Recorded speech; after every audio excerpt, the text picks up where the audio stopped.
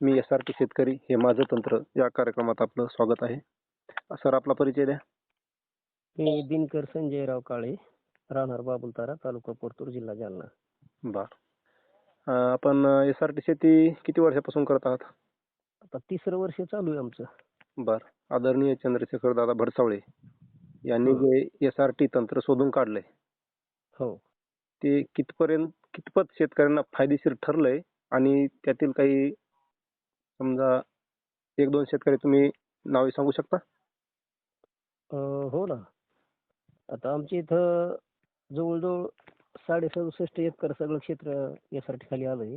आपले विठ्ठल वैद्य आहेत की ज्यांनी ह्या जिल्ह्यामध्ये प्रथमतः एसआरटी सुरू केली. त्याच्यानंतर संभाजीनगरचे आपले मोरे साहेब आहेत. बर. त्याच्यानंतर आपल्या जालन्यामध्येच ज्याचे उत्कृष्ट व्हिडिओ बघतोय बर. असे दोन्ही महत्वाचे व्यक्ती म्हणजे डॉक्टर पोटे आणि शिंगारे माऊली, बर. ज्ञानेश्वर शिंगारे. एकंदरीत या SRT तंत्राचा वापर करून हे बरेच शेतकरी सुखी आणि समृद्ध झालेले आहेत, बरोबर? हो. म्हणजे त्यांचा आपल्याला व्हिडिओच्या माध्यमातून किंवा युट्यूबच्या माध्यमातून बघायला भेटतंय हो. त्यांची यशोगाथा, बरोबर? बरोबर. हा, तर SRT तंत्र यामध्ये सुरुवात आपण बेडची करतो. बरोबर. तर त्या बेडचा आपल्याला काय उपयोग नेमका? अशी पारंपरिक पद्धतीने आपण सरळ फ्लॅट जमिनीवर लागवड करू शकत नाहीत का? फ्लॅट जमिनीवर बी आपण विना नांगरणी शेती करू शकतो. हम्म. पण यासाठीच एक आगळं वेगळं महत्व असतं. हा. याचं कारण फक्त एक आहे की बेड हे दुधारी शस्त्र असतं. बर. म्हणजे जास्त पाणी झालं तरी बेडच्या खाली जी आपली नाली राहते, ज्याला आपण दांड म्हणतो, त्यानं जास्तीचं पाणी निचरून जातं. आणि पाऊस कमी पडला तरी सुद्धा बेडमध्ये नालीत पडलेल्या पाण्याचं अवशोषण होऊन ते पिकाला व्यवस्थित पाणी मिळू शकतं. म्हणजे बेडचा हा फायदा आहे. हा भरपूर फायदा आहे. म्हणजे ज्याला आपण मूलस्थानी जलसंधारण म्हणतो का, मूलस्थानी जलसंधारण, हो हो. असं हे काम ह्या एसआरटी मध्ये आपोआपच घडलं जातं. बर. म्हणजे समजा पाणी अडवा पाणी जिरवा ही संकल्पना राबवली जाते. बरोबर आहे. ती संकल्पना सरकारी स्तरावर राबवली जाते. पण इथं आपल्या आदरणीय भडसावळे दादानं, कृषीभूषण भडसावळे दादानं आपल्याला ही जी आपल्या समोर प्रयोग मांडले हो. की आपण प्रत्येक पॉइंटलाच पाणी अडवतो, प्रत्येक बिंदूलाच पाणी आपण अडवतो. म्हणून आता अशा बरेच उदाहरणं आहेत की ज्यांच्या पाण्याची पातळी वाढली. हो. तुम्ही बुनगे साहेबाच्या व्हिडिओवरती बघितलं तर आपले बदनापूरचे लाखे पाटील जे आहेत का, त्यांच्या विहिरीची पाणी पातळी वाढली. आणि तुमच्या पण गावाजवळच्या शेतामधल्या बोरची पाणी पातळी वाढली असं तुम्ही स्वतः बुनगे साहेबाच्या व्हिडिओ बनवत असताना सांगितलेलं मी ऐकलंय. बर.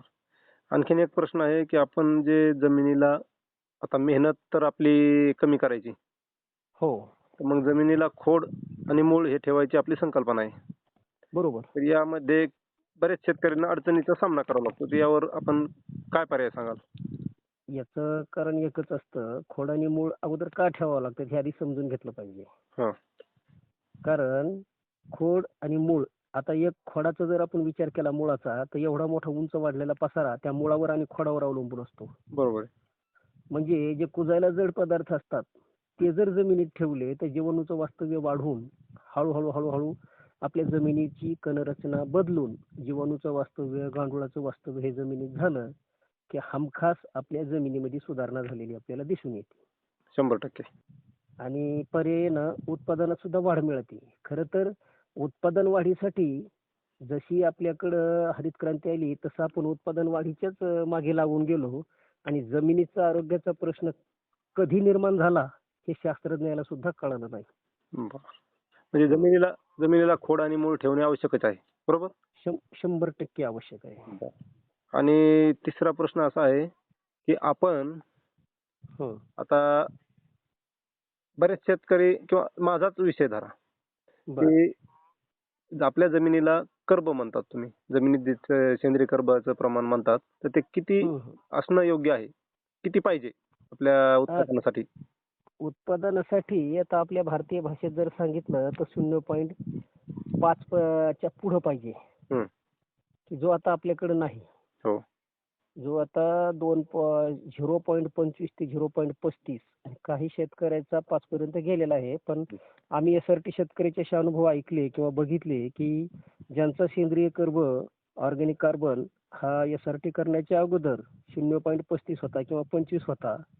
त्या शेतकऱ्याचा सेंद्रिय कार्बन ऑर्गॅनिक मॅटर हे वाढलंय, म्हणजे 0.7च्या पुढे गेले. जास्तीत जास्त सेंद्रिय कर्ब वाढवण्यासाठी आपल्याला कोणता पर्याय सोयीचा राहील?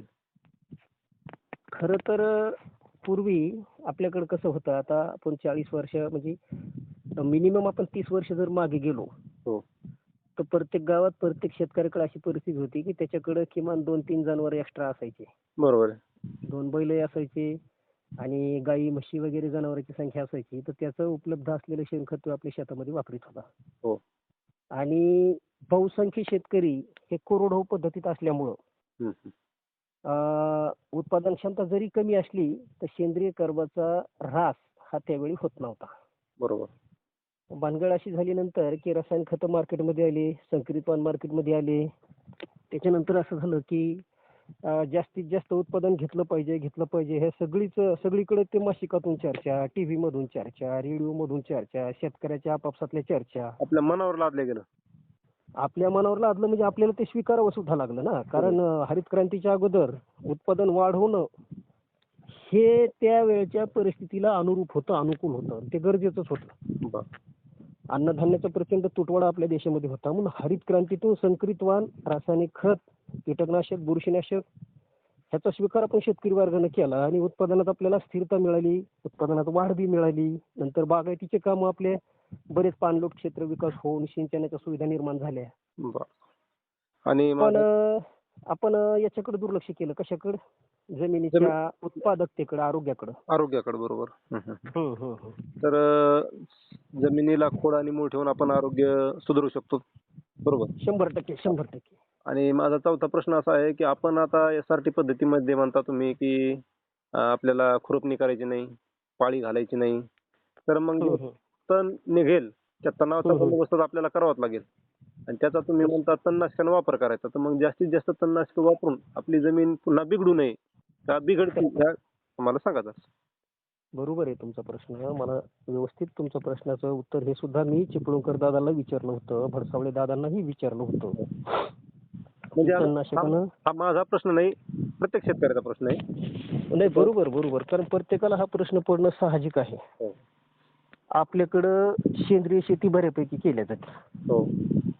सेंद्रिय शेती केली म्हणजे रसायनाचा कुठलाच जमिनीला स्पर्श नको, बरोबर. असं त्या सेंद्रिय शेतीमध्ये सांगितलं जातं. हो, बिलकुल. मग आपली सेंद्रिय शेती आहे का? नाही. पूर्णपणे आपण रासायनिक म्हणू शकतो का? रासायनिक आहे. पण रासायनिक असून सुद्धा आपल्या उत्पादनामध्ये कुठलेही रेसिड्यू, तणनाशके असू द्या किंवा आपले रासायनिक खतं असू द्या किंवा कीटकनाशक, बुरशीनाशक ह्यांचे रेसिड्यू आपल्या उत्पादनामध्ये येत नाही. अरे बापरे, एवढा फायदा होतो? असा भरपूर फायदा होतो. याचं कारण कसं की समांतर जिथं आपण उत्पादन घेतोय ना, म्हणजे बिलकुल त्याच्यात असे रासायनिक घटक येणार नाही, रेसिड्यू फ्री माल निघणार. कारण आपल्या आदरणीय भडसावळे दादानं त्यांच्या भाताची तपासणी केली होती. हो. की त्याच्या अमेरिकेमध्ये तपासणी केली होती असं मी ऐकलं, तर त्याच्यामध्ये कुठल्याच प्रकारचे रेसिड्यू आढळले नाहीत. बरोबर. म्हणजे एक प्रकारची ही सेंद्रिय नाही, हो. रासायनिक नाही, तर आपण याला जैविक शेती म्हणू शकतो. अच्छा. म्हणजे हे दुधारी शस्त्र आहे. जसं बेड म्हणजे पाणी कमी झालं तर नालीतलं शोषून घेतं, जास्त झालं तर नालीवाट आपल्या जमिनीतलं पाणी बाहेर जातं. हे जसं SRTच्या बेडचं महत्व आहे, तसंच SRT शेतीचं महत्व असं आपण समजू शकतो. ही सेंद्रिय नाही ना रासायनिक नाही. सेंद्रिय नाही का, तर सेंद्रिय सुद्धा आहे आणि रासायनिक सुद्धा आहे. म्हणजे आपल्या उत्पादनामध्ये कुठल्याही प्रकारचे याचे दुष्परिणाम जाणून येत नाहीत. बरोबर. हेच आता तणनाशक आढळण्याचं कारण फक्त एक आहे की जे शेतकरी SRT करीत नाहीत. हो. तणनाशक असू द्या, बुरशीनाशक असू द्या किंवा कीटकनाशक असू द्या, याचा अतिरेकी वापर करतात. हो. अतिरेकी म्हणण्यापेक्षा अविवेकी वापर करतात. त्यांच्या जमिनीचा सेंद्रिय कर्ब दिवसेंदिवस घटत जाणार. बरोबर.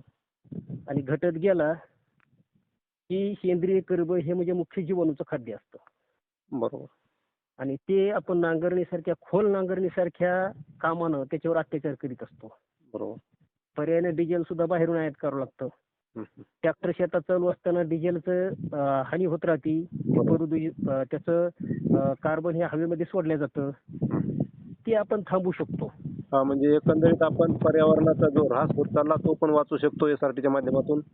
आणि जे आपल्या एसआरटी शेतीमध्ये जे अन्न पिकेल ते पौष्टिक अन्न तयार होईल. बरोबर. 100% आणि हे कारण हे अन्न आपण पूर्ण जगाला देऊ शकतो. म्हणजे हे चांगलंच काम आहे आदरणीय दादांच्या ह्या एसआरटी तंत्रातून. परत भूमातेची सेवा व्हायली आणि आपल्या मानव जातीला सुपीक अन्न, निरोगी अन्न चांगलं खायला भेटायलंय. म्हणजे भरपूर फायदे आहेत. सगळ्यालाच असं शुद्ध अन्न म्हणू आपण त्याला. हो, हो. मातीचं आरोग्य जर चांगलं असलं तर माणसाच्या शरीरावर सुद्धा चांगले परिणाम होतात, असं आपले जिल्हा अधीक्षक कृषी अधिकारी कापसे साहेबांना मागच्या वेळेस सांगितले. बरं. आरोग्याशी सुद्धा माती सुपीकतेचा संबंध आहे. कारण आपले जे शेतकरी आहेत आता ऋषीतुल्य असलेले आपले आदरणीय चिपळूणकर दादा, हो. बासमती तांदूळ कोल्हापूर सारख्या ठिकाणी पिकवतात ते. बरोबर. आणि त्यांना व्यापाऱ्यानं सांगितलं की हा तांदूळ फक्त पंजाबमध्येच पिकू शकतो, इकडे येत नाही. तर त्यांच्या उत्पादनाला एक वेगळ्या प्रकारची चव आणि वेगळ्या प्रकारचा गंध येतो. आता तुमच्या शेतामध्ये त्या दिवशी व्हिडिओ बनवत असताना मृदुगंध, मातीचा जो सुगंध आहे की जो 30-40 वर्षापूर्वी पहिला पाऊस पडला हलका की किती सुगंधित वास येत होता मातीचा, हो, हो. एकदम छान येत तो होता. आता आपल्या यासाठी शेतकऱ्याच्या शेतीमधल्या मातीचा यायला लागलाय. म्हणजे मातीची कणरचना सुधारली, तिथं जीवाणूचं वास्तव्य वाढलं. बिलकुल. आणि एक प्रश्न आहे. आपण हं. जे एसआरटी पद्धतीने शेती करायची तर हो. त्यामध्ये ह्या शेती शाळा प्रशिक्षणाचं प्रशिक्षण घेणं हे गरजेचं आहे का? 100% गरजेचं आहे. कारण का? हं, हं. तर भविष्यामध्ये आपल्या आदरणीय भडसावळे दादाचं सिक्विस्टर कंपनीशी बोलणं चालू आहे. हं. आणि ज्या आपले मांढरे सर आले होते ना मागच्या वर्षीच्या कृषी शेतकरी सन्मान सोहळ्यासाठी नेरळला, हो, हो. सगुणा बागेत, हो. त्यांनी सांगितलं की एसआरटी हे तंत्रज्ञान हातात ते सरकारच्या जर मांडवातून गेलं तर ती पॉलिसी होईल. हो. आणि ती जर पॉलिसी झाली तर त्याच्याबद्दल अनेक सकारात्मक निर्णय शासनाला घेता येतील. कारण आता विद्यापीठावर त्याचे प्रयोग घेणं चालू आहेत. हो. कृषी विज्ञान केंद्रावरती याचे प्रयोग घेणं चालू आहेत. अमेरिकेसारख्या एवढ्या मोठ्या राष्ट्रामध्ये सुद्धा एसआरटी म्हणजे जैविक शेतीनं काय काय जमिनीमध्ये आणि होणाऱ्या उत्पादनामध्ये काय काय बदल घडून येतात हो. हे बघण्याचं काम चालू आहे. बरोबर आहे. तशा आता आपल्या महाराष्ट्रामध्ये बऱ्याच ठिकाणी शेतीशाळा चालू आहेत, म्हणून त्याचं प्रमाणपत्र आणून आपल्याकडे ठेवणं हे म्हणजे भविष्यासाठी केलेली आपली गुंतवणूक असं म्हणावं लागेल आपल्याला. बरोबर. हो. खूप छान माहिती दिली आपण ही. आणि आपण प्रत्येक शेतकऱ्यांनी एसआरटी धारक किंवा नवीन शेती करणार एसआरटी पद्धतीने शेती करणाऱ्या शेतकऱ्यांनी शेतीशाळेला भेट देऊन 1 दिवसाची शेतीशाळा अटेंड करून प्रमाणपत्र घेणं आवश्यक आहे. आणि आपणही ते प्रमाणपत्र घेण्यासाठी पुढील एसआरटी शेतीशाळेला आवर्जून उपस्थित राहू. आणि आपण खूप आपला अमूल्य वेळ दिला आणि खूप छान चांगल्या प्रकारे मार्गदर्शन केलं. त्याबद्दल आपलं धन्यवाद. धन्यवाद आपले पण. कारण आपण बी असे काही प्रश्न विचारले की जे आपल्या सगळ्याच्या उपयोगी पडतील असे प्रश्न आहे. आणि आता जी एसआरटी इथून पुढे करणार आहेत आपल्या गावातले काही शेतकरी, त्यांना त्याचा फायदा. त्यांना सुद्धा शेती शाळेला घेऊन जाण्यासाठी आता प्रयत्न आपल्या दोघांना करणं आवश्यक आहे. ठीक, ठीक. धन्यवाद राजू. चला तर. जय एसआरटी. जय एसआरटी. निरोगी माती, फायद्याची शेती.